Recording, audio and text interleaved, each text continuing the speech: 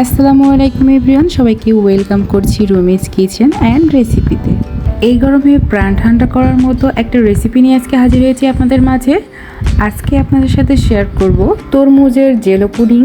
এটা অনেক স্বাস্থ্যকর হওয়াতে ছোট বড় সবাই অনেক পছন্দ করে, আর এই গরমে কিন্তু প্রাণ ঠান্ডা করার মতো একটা ডেজার্ট বলা যায় এটা। আর তরমুজের সিজন থাকতে থাকতেই কিন্তু আপনারা এই পুডিংটা বাসায় তৈরি করে নিতে পারেন, অথবা বাচ্চাদের টিফিনেও কিন্তু এই পুডিংটা তৈরি করে দিতে পারেন, কারণ এটা শুধু দুধ আর তরমুজ দিয়ে তৈরি হওয়াতে এটা কিন্তু ছোট বড় সবার জন্য খুবই স্বাস্থ্যকর একটা ডেজার্ট। তো চলুন এখন চলে যাই মূল রেসিপিতে। এখানে আমি একটা বোলে কিছুটা তরমুজ নিয়ে নিয়েছি ফালি করে কেটে, আর কালো বীজগুলো আমি আগে থেকে বেছে নিয়েছি।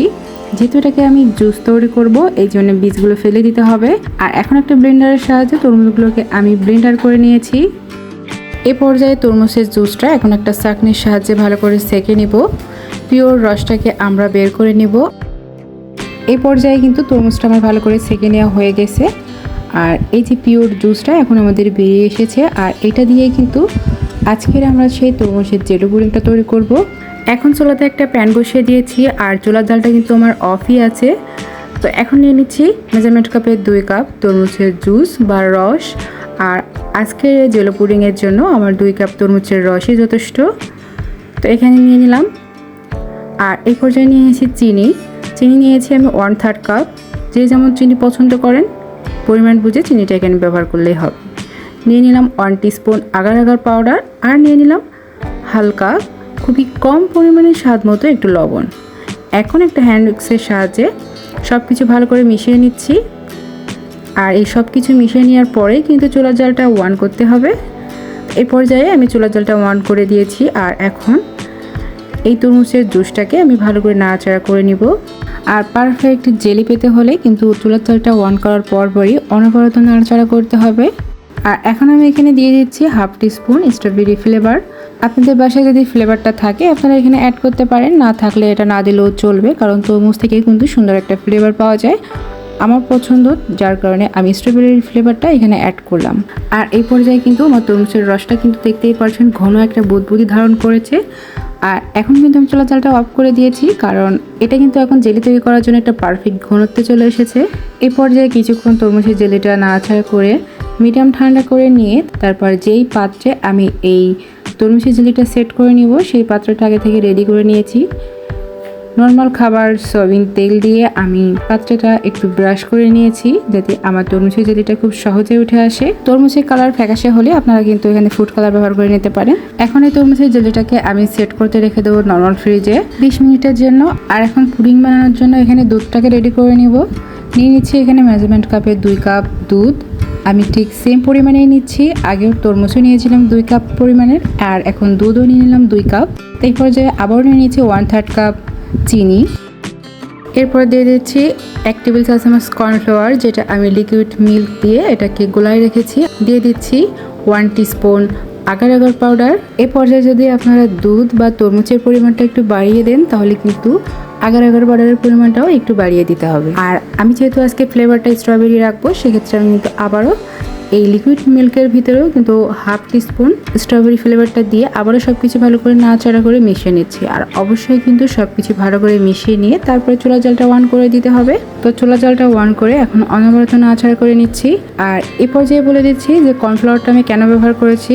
আপনারা যদি আগে থেকে লিকুইড মিল্কটা জাল করে একটু ঘনত্বে এনে নেন, তাহলে কর্নফ্লাওয়ারটা এখানে ব্যবহার করা লাগবে না। আজকে যেহেতু আমি সরাসরি মিল্কটাই ব্যবহার করে পুডিংটা তৈরি করব, তাই আমি কর্নফ্লাওয়ারটা ব্যবহার করেছি, যাতে দ্রুত ঘনত্বে চলে আসে। আর এই পর্যায়ে কিন্তু কথা বলতে বলতে আমার মিল্কের জেলো পুডিংটাও কিন্তু রেডি হয়ে গেছে। আর চলুন তার আগে দেখিয়ে দিই যে আগে থেকে যে তরমুজের জেলিটা আমি করে রেখেছিলাম, সেটা এখন 20 মিনিট পরে আমি নর্মাল ফ্রিজ থেকে নামিয়ে নিয়েছি। আর এখন দেখেন পারফেক্টভাবে কিন্তু এই পুডিংটা বা জেলিটা কিন্তু সেট হয়ে গেছে। এখন এই তরমুজের জেলিটা বা পুডিংটা আমি একটা ছুরির সাহায্যে চারি সাইডটা ভেবে ছাড়িয়ে নিচ্ছি।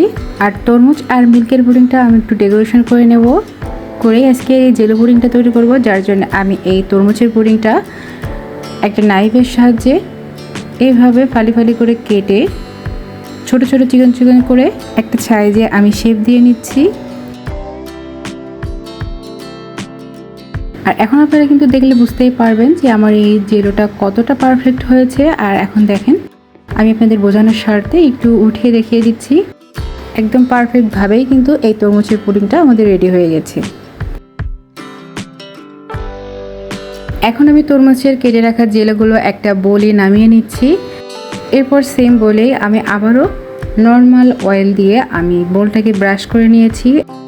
আর এখন মিল্কে যে জেলোটা রেডি করেছি সেটা এখন এই পাত্রে নামিয়ে নিচ্ছি। আর কুসুম গরম অবস্থাতেই কিন্তু আমি এই পুডিংটা যে পাত্রে সেট করব বা জেলোটা যে পাত্রে সেট করব সেই পাত্রে কিন্তু নামিয়ে নিয়েছি। আর তারপর তরমুজের যে জেলোটা আমি ছোট ছোট খণ্ড করে কেটে রেখেছিলাম সেটা এখন এই মিল্কের ভিতরে আমি ঢেলে দিলাম। এখন একটা প্যাচুলার সাহায্যে তরমুজের জেলোটা মিল্কের জেলোর ভিতরে ভালো করে সেট করে নিলাম। আর এই পর্যায়ে 2 হাতের সাহায্যে এভাবে একটু ঝাড়া দিয়ে নিচ্ছি যাতে পারফেক্টভাবে এই জেলো বা পুডিংটা একটু সেট হয়ে যায়। আর এখন এই জেলোটাকে আমি 20 মিনিটের জন্য নর্মাল ফ্রিজে রাখবো।